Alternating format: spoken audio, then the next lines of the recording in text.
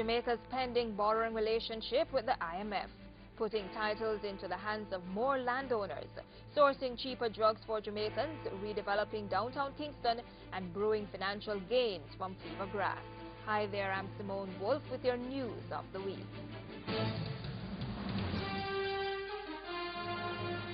Jamaica is close to resolving outstanding issues with the International Monetary Fund, the IMF.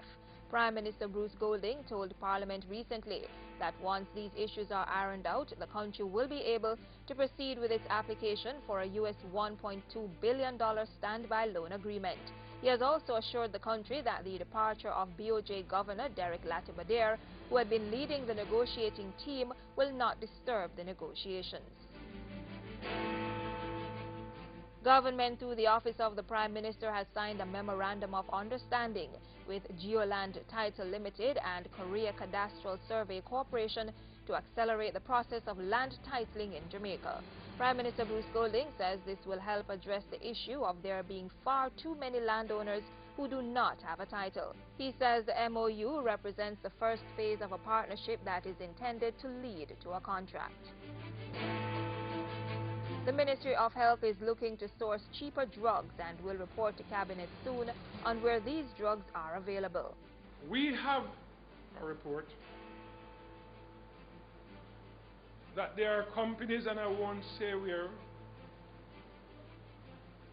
big drug companies abroad, that we are looking to buy drugs significantly cheaper than we are buying it now. And so we are looking at how the Health Fund, how HCL can work, because all those roles have to be redefined. The Health Minister says he should be able to present the Ministry's findings to Cabinet by the end of the year. The redevelopment of downtown Kingston is on track. So says Mayor of Kingston, His Worship Councillor Desmond Mackenzie.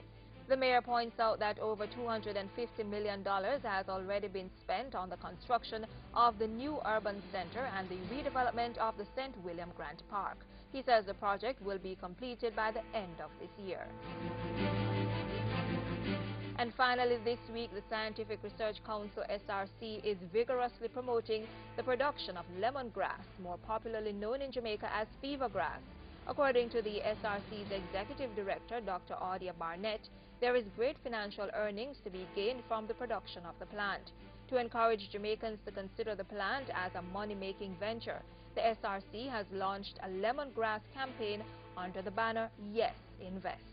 We have to do something different in this country in order to turn the economy around. And every single person can make a difference. And we are saying that this is a easy win. And those were just some of the stories making news here in Jamaica in recent days. Join us next time for the latest news of the week.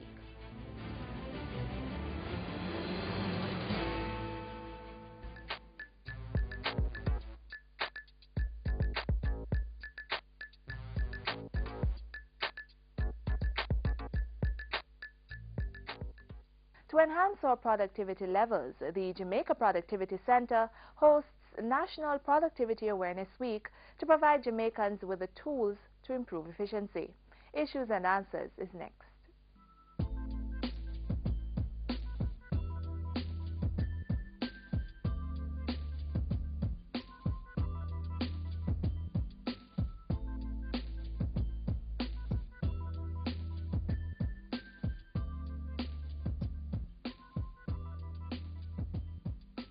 Dr. Douglas, welcome to Issues and Answers.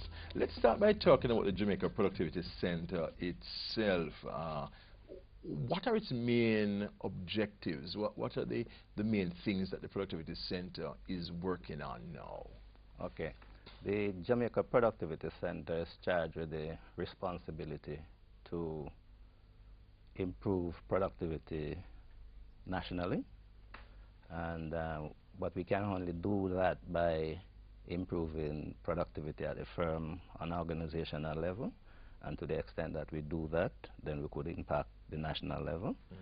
Mm-hmm. The other thing is that as far as culture change is concerned, we have to look at that seriously, because we think that we need to inculcate a new kind of thinking among our people. Because let's face it, you know, most of our productivity problems are attitude. People related, yeah. People related. Yes. So a big part of our mission or program is public education. I would also mention advocacy. Advocacy is important, particularly as it relates to productivity-friendly policies. When you say advocacy, what do you mean in this context? Basically, as it relates to productivity-friendly policy, you have policies that are not necessarily conducive to productivity. What would be some examples of productivity-friendly policies? If you think about it, we have policies such as interest rates. If interest rates are too high, we wouldn't expect like. That's at the macro level. Right. Yes. Right. Yes. Okay. Right. So those would affect. So the center would actually make recommendations to government. We would say these things impact productivity. Right. We would do briefs to that effect. Excellent. And we work very closely with different organizations. So you work with employers. You would, for example, make recommendations to the Employers Federation. Say, listen, talk to your members know about these kinds of practices which we are aware of. Indeed, because the center is a tripartite organization. Okay. It is made up by the Jamaica Employers Federation, the Jamaica Confederation of Trade Union, and the government. And all those persons sit on our board. On the board, right? Okay. So to the extent you don't have to go outside. They are right there in your precisely. We don't have to go outside, and they would advise us of things that we need to conduct research on.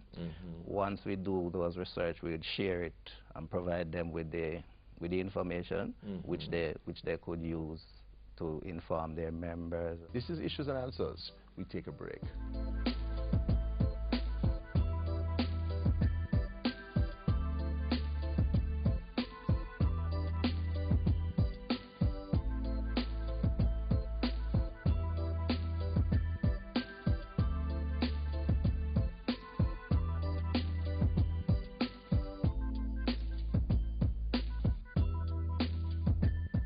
I'm young, gifted, and violence-free.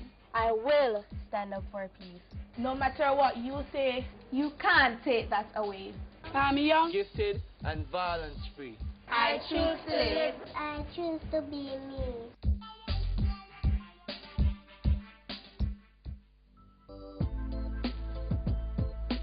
Thanks for staying with us on Issues and Answers. We are speaking to Dr. Charles Douglas, the Executive Director of the Jamaica Productivity Center. We are looking at issues related to productivity. How do you see transformational leadership? Why is it important to productivity?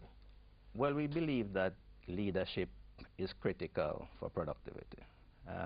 In most cases, sustainable improvement will only improvement will only be sustainable if it is led from the top. And we have a couple examples of that in Jamaica. We believe that even if the improvement comes from middle management or so on, if it is not strongly supported from the top, it may not be sustainable. So we're thinking about sustainable productivity improvement, led from the top. Let me give you an example. When we started the energy project at the Ministry of Labour and Social Security, it was really led by the permanent secretary. And as a project to reduce energy consumption, right, at the Ministry of Labour. Right. And it was led by the permanent secretary. And as a result, people knew that there was a certain sense of seriousness and urgency about it.